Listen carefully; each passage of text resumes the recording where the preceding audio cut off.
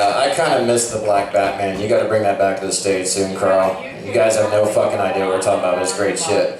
We're going to keep our show going. Next up to bat, he's a newer comic. He's been performing for about a couple of months now. He's doing a great job. Let's make some noise for Mr. Kurt Thornsberry. Whoa!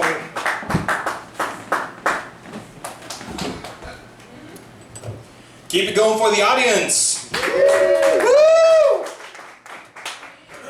So, football season is fast approaching. Who here likes football? Drives me nuts. Not because I hate football, but because I hate my coworkers who talk about football all the time. All they talk about is that one awesome play that won us the game last week.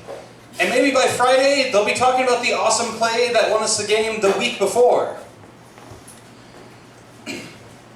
But no, football, locally, has been getting big. It's been getting so big, it's been turning into its own cult. It's not just a fan basis, people are worshiping the Seahawks religiously lately. So much to the point that churches have to start playing the game during service. Just keep people coming. Not a big deal though, because you get 2 minutes of football, then you get 30 minutes of Budweiser commercial. So during those 30 minutes, you have the people out there saying stuff like, "And then on the 12th day, God made his second son, Russell Wilson." And then he sent down Russell Wilson to play with Saint Marshawn Lynch to win us the Super Bowl. Hallelujah. Now, I work at a hospital with a bunch of nurses, and that is literally all they talk about during football season. It gets really boring. Unlike the doctors actually have fun conversations. I walk in on them sometimes, and they'll be talking about stuff like, I don't even know. I totally forgot what I was just about to say. But there are some things you never want to hear a surgeon say, such as, "I prefer to use chainsaws." Oh, fuck. There's way too many people here tonight. I'm getting stage fright. What am I doing? You're alright. Wouldn't it be fun if some celebrities were to go out and get doctorates, go out and do some procedures? Like, what if Christopher Walken were to be doing colonoscopies? Like, "I'm inside you, so very deep inside your rectum. Oh, that appears to be a polyp. It's cancerous. Oh, this reminds me of a story. I was talking to a young Russell Crowe. I had been in the war, and my buddy had given me a watch to give to him because he was dying, and I hid it up my anus. Oh. I tried to give him the watch, but I had lost it in my colon, so I gave him a replica until a few years later, and I got a colonoscopy. So now I wear the watch every day in memory of my friend. And much like this little bit, it's been going on for too long. Because I see your mouth hole. Oh. I'll give you my dentist's number later today.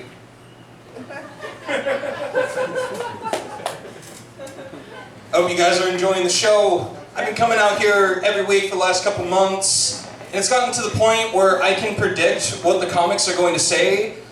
I actually, for me and the other comics, I want to make Tony V's bingo. That way, when you hear the same joke every week, you can mark it off on your bingo card. Okay, lesbian porn, check. Oh wait! Shut up, Jesse! Bingo, bingo!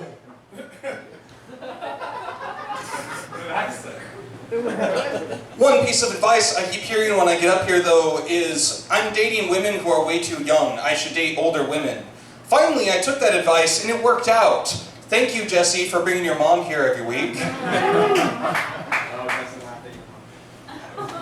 No, I really look up to all the comics here. They give me inspiration, they give me tips. But one comic who I look up to the most, he died about a year ago. His name is Robin Williams.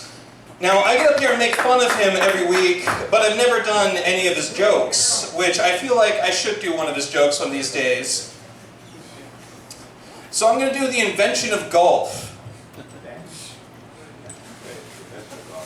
Here's my idea for a sport. Take a fucking ball, hit into a fucking hole. Oh, you mean like pool? No bullshit. Not with the straight stick. Use a fucked up piece of wood. Like croquet then?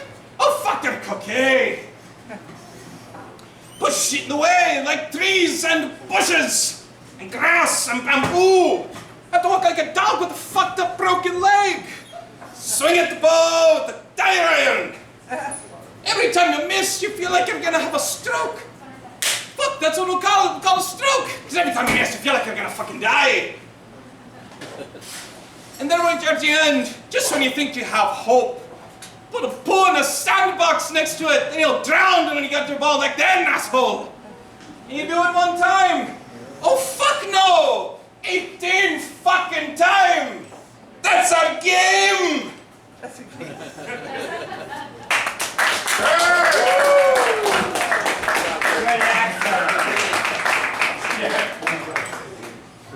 All right, make some noise for Kurt Thornsberry, everybody.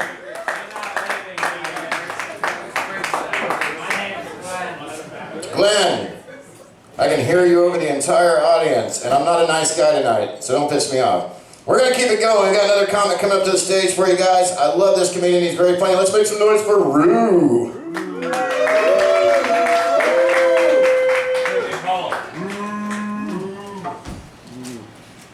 We're all friends here, right? Why y'all got to make sound effects with my fucking name, huh? You know, the news lately, it's just been terrible. You guys remember that Asian plane went down a few weeks ago? They released the names of the pilots. Even their names was fucked up. Something Wong. We Too Low. Oh fuck no. And Bing Bing Owl.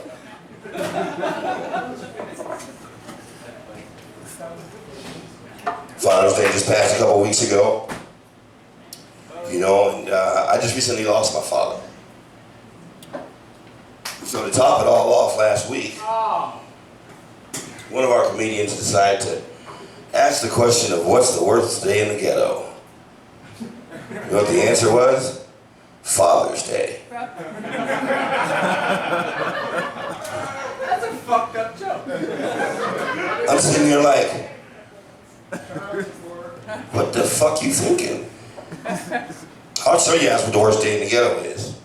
I don't know how many of you guys know Ryan, but Ryan's kind of plump, girlish. I thought he was a girl when I met him. He was like, I'm a dude, you know? Yeah, it'd be the worst day. His day would be the day I drove him to the ghetto. Because the homies be like, damn, Rue, that's a thick white bitch you got. And niggas like they meat greasy. Trust me. You will not see a black man eat a piece of meat without grease or fat on it. And I'll be like, yep, why don't you show Ryan around here? I'll come back, I'll be like, where's Ryan at? They'll be like, best tasting white girl I ever had. And then to make it worse, Carl turns around and asks Ben, what kind of black are you?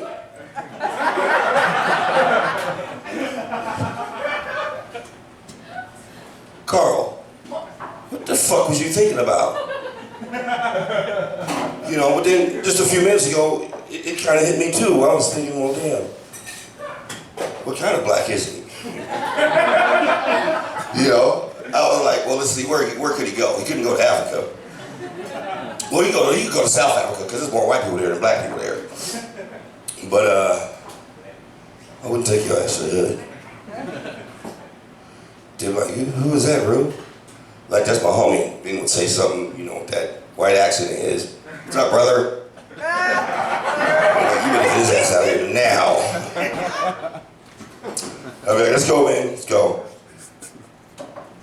So last week, you know, have you guys ever had one of those moments you didn't mean to say it or do it, but it resulted in a friend telling you, you're going to hell for that. We're sitting up watching TV, commercial for the Special Olympics. You know, they're showing gymnastics, and all of a sudden they show this weightlifter. This guy had to have more than I could lift. You know, and I thought out loud, damn, talk about retard strength. You know, because he was just like, yeah, and set it back down, and that's why I was like, damn, talk about retard strength. My friend was like, you're going to hell for that. You know, and I was like, damn, you know. But I recently discovered that I'm not going to hell for that, because God gave me the sense of humor I have.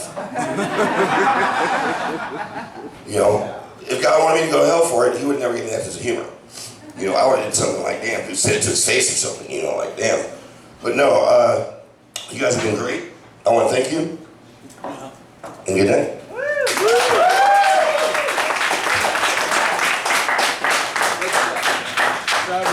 Alright, make some noise for Rue, everybody. Making fun of my blackness. I'll get to that later, sir. So we're going to bring our next comic up to the stage. He started his comedy career last week. And he's done 3 performances that I'm aware of since then. He's a really funny guy. I really love his comedy. So let's make some noise for Mr. Mark Andrew.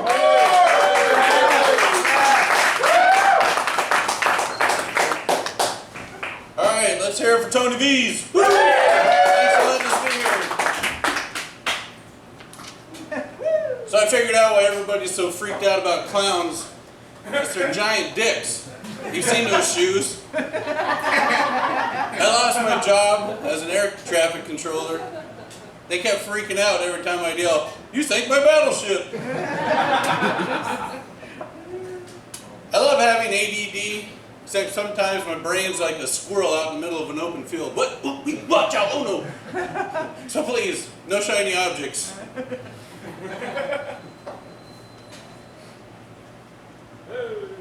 It's hard being an adult with ADD. When I get around a large group of people, I'm usually the quiet one, so they all assume I must be the serial killer. But having ADD, being a serial killer would be pretty hard. Just picking the victims would be exhausting. That one, no, that one, no, that one, fuck it. If I had ADHD, I could have moved out of my parents' house about 20 years ago. Growing up with ADD, I used to have people yelling at me, "Mark, pay attention," all the time. My teachers, "Mark, pay attention." My family, "Mark, pay attention." My boss, "Mark, pay attention." It's been so bad that now I do it to myself. Sometimes when I'm having sex, my brain starts arguing with itself. This side's going, "What are we having for breakfast tomorrow?" "I want scrambled eggs and toast." This side's going, "Fuck scrambled eggs and toast. I want waffles and bacon." Back of my brain's going, "I want strawberry syrup. We should go to IHOP." Front of my brain's going, "Fuck, Mark, pay attention."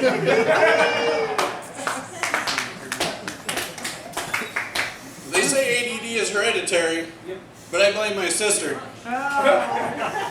When we were kids, she hit me in the head with a big-ass rock.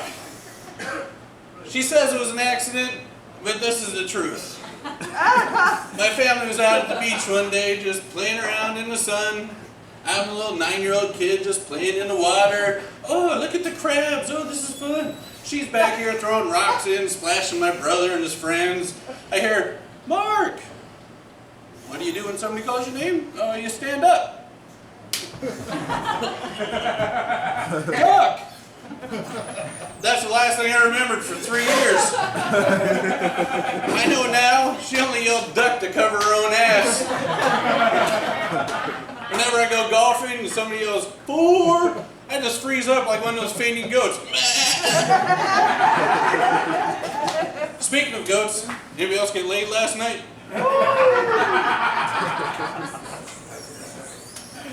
I watch a lot of poker on TV. I really like it, but it's getting really boring. They need something to make it more exciting. Nowadays, everybody's a genius in poker. Poker's not about math. Poker's about balls. Back in the old days, could you imagine Einstein walking into a saloon in the Old West? Billy Kid would just shoot him. Poker's not about math. Poker's about balls and guns. Balls and guns. Let's give some nerds some guns. That'll be exciting. You know why they call it Texas Hold'em? Everybody in Texas loves holding balls and guns. Thank you. I'm Mark Andrews.